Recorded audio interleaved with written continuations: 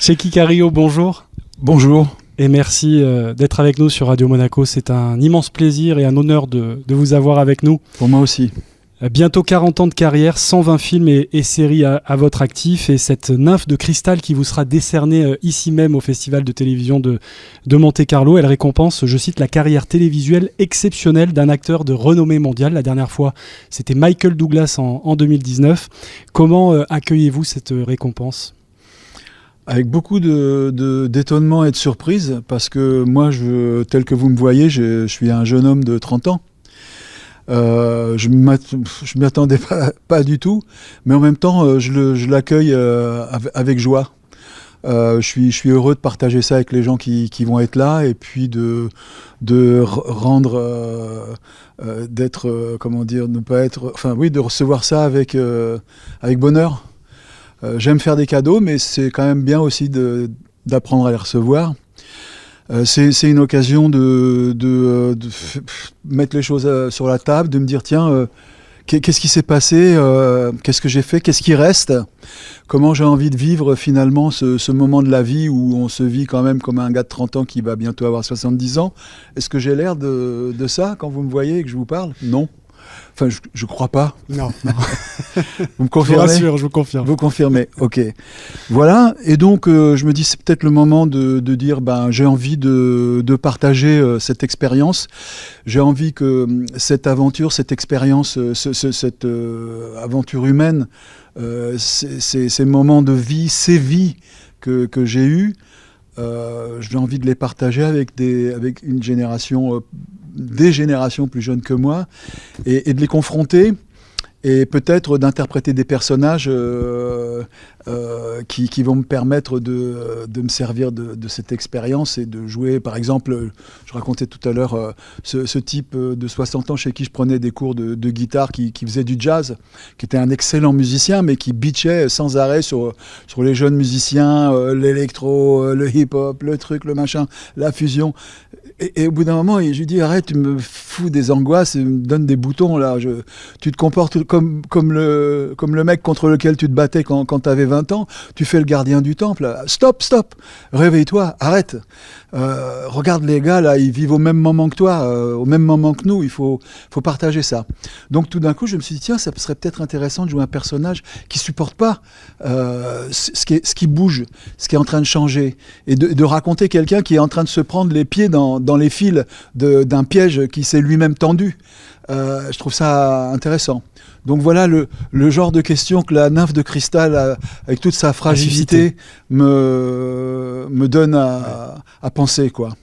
Y a-t-il eu dans votre carrière au cinéma et à la télévision un fil conducteur, quelque chose de savamment orchestré, mûrement réfléchi, ou est-ce que vous avez toujours fonctionné au coup de cœur ?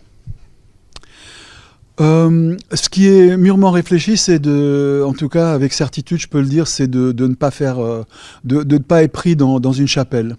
De rester ouvert, et j'ai toujours aimé l'idée de pouvoir aller voir ailleurs si j'y suis, puisque ma mère m'avait dit va voir là-bas si j'y suis, fous-moi le camp d'ici.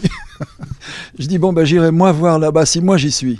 Et donc je pense que c'est ce que j'ai fait dans différents lieux, en voyageant, dans des formes différentes aussi, avec l'expression de l'art dramatique. À travers le théâtre aussi, j'ai commencé le cinéma tard, donc le théâtre m'a donné l'opportunité d'aborder des formes et des expressions différentes, faire de la commedia dell'arte et de la pantomime, raconter des histoires, passer par toutes les couleurs de l'expression physique et orale. Vous parlez de liberté, votre carrière au cinéma a vraiment explosé, j'ai envie de dire, avec L'Ours en 1988 et Nikita en 90.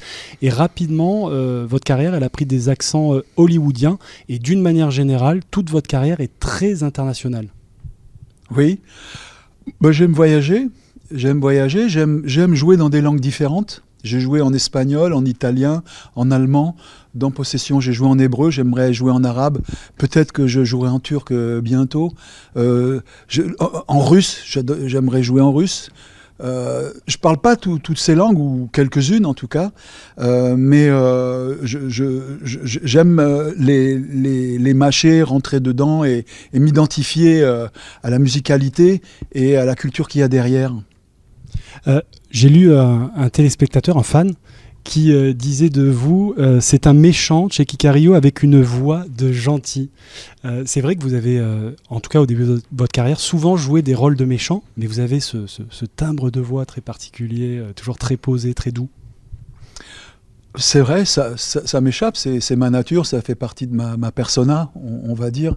Et c'est vrai que moi, je me suis même pas posé la question. Ça m'a sauté aux oreilles, on va dire, quand j'ai commencé à entendre ma voix et me voir. Alors c'est vrai que c'est intéressant, finalement, on se rend compte que ce qui est contradictoire chez un être humain est intéressant. Et puis en même temps, ça permet pour des personnages comme ceux-là, dont on dit qu'ils sont méchants, de réaliser qu'au fond, ils sont tous nés d'une femme, comme dit un personnage dans une pièce de Shakespeare, et qu'au fond, il y a des blessures, des failles, et que peut-être derrière ces rayons de lumière qui échappent d'un corps qui a l'air coincé, il y a peut-être une possibilité de rédemption, je ne sais pas. La télévision, vous avez commencé à vous y intéresser dans votre carrière fin des années 2000 et tout à l'heure on parlait de carrière internationale. Là aussi, récemment on vous a vu par exemple dans la série anglaise The Missing. Il y a eu aussi le spin-off d'ailleurs de The Missing, Baptiste. C'est un personnage d'ailleurs auquel vous êtes très attaché ? Oui, parce que j'ai failli le rater, dans le sens où quand on m'a proposé la première saison de The Missing, j'avais peur de m'engager et de me trouver coincé 6 mois, signé pour 3 ans. Ça m'angoissait. La disparition d'un enfant m'angoissait. Je venais d'avoir ma fille qui venait de naître. J'avais envie d'être proche de mon épouse et de ma fille. Et puis finalement, au bout de 3 mois, je me suis dit, attends, peut-être je fais une erreur. Il faut peut-être rappeler, je sais pas, et je crois que je fais une erreur. Et j'ai eu la chance qu'il n'ait pas trouvé encore le personnage. Et en quelques jours, tout s'est fait. Et j'avoue que c'est une des plus belles aventures que j'ai traversées en tant qu'acteur, d'interpréter ce personnage pendant toutes ces années, sur 2 saisons de The Missing et le spin-off avec Baptiste, avec une équipe qui n'a pas eu peur de se renouveler, n'est pas tombée dans un système, a gardé les mêmes ingrédients, mais a réussi à se renouveler, puisque à chaque fois on est dans des pays différents, dans des cultures différentes. Ça me correspond tout à fait de me promener dans tous ces univers et d'avoir cette empathie pour la différence, on va dire, et le multiculturel. Voilà, c'est un personnage que j'aime beaucoup, qui est fait beaucoup aussi de ma personnalité. Et les frères Williams ont un talent exceptionnel, quoi. Un gros succès en France et bien sûr à l'étranger. C'est plus de 180 pays quand même. 180 pays, ouais, c'est impressionnant. Ouais. Alors parmi les projets à suivre vous concernant, il y a notamment la série historique Les Combattantes sur TF1 avec Audrey Fleurot. Vous pouvez nous parler un petit peu de ce projet ? Oui, alors j'avais vu le Bazar de la Charité, c'est la même équipe de production avec une grosse partie du casting, dont les actrices. Et je joue un personnage, un général du Vernet, qui est une personne qui est pris dans la difficulté de cette guerre qui commence, où en tant que militaire, il doit affronter des gens surarmés. La France n'est pas du tout à la hauteur, et en même temps, il faut faire face. Comment on fait ? Il a 2 fils, un qui est médecin, un autre c'est un Syrien qui va envoyer au front. Il doit assumer d'envoyer son fils au front, il est pris dans toutes ces contradictions de militaires et de la violence de la guerre, mais il va quand même aider ce groupe de femmes à mettre au point tout un système d'ambulance pour sauver les soldats blessés et faire tout un travail comme ça sur le côté pour aider. Et en même temps, cette série raconte combien les femmes ont été extrêmement actives pendant que les hommes étaient au front. Elles ont pris en main quasiment toute la vie sociale en dehors du front. Donc c'est l'intérêt de cette série qui est très bien écrite, bien produite, avec un metteur en scène au top et un casting bien sérieux. Et un dernier mot, une dernière question. Je sais que quand vous étiez venu en 2018 ici au Festival de Monte-Carlo, on vous avait interrogé un petit peu sur quelle série vous aimez, vous regardez en ce moment, etc. Vous aviez cité la Casa de Papel. C'est une série dans laquelle vous auriez aimé jouer? Oui, bien sûr, ça délire complètement. J'ai pas vu les autres saisons, mais j'avoue que la première m'a carrément scotché, quoi. Je me suis dit, waouh, il a du souffle, le gars qui a écrit ça et qui réalise.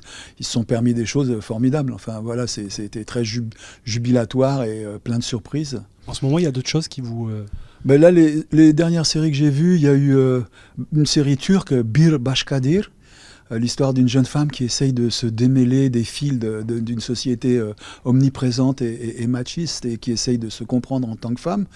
Unorthodox, pareil, dans un autre monde, une jeune femme qui cherche aussi à s'en sortir et qui finit par se réaliser à travers le chant. Une série magnifique. J'ai aimé Lupin, évidemment. J'adore Kominsky's Method. Ces gens d'un certain âge, justement, qui n'ont pas peur de raconter avec humour leurs petits bobos et leur rapport à leur corps, aux médicaments. Enfin voilà, je trouvais ça assez remarquable de la part de Michael Douglas et des acteurs autour de lui. Je trouve ça super. Fauda, voilà, un paquet de choses de séries qui m'ont marqué. Merci beaucoup, Tchéky Lario.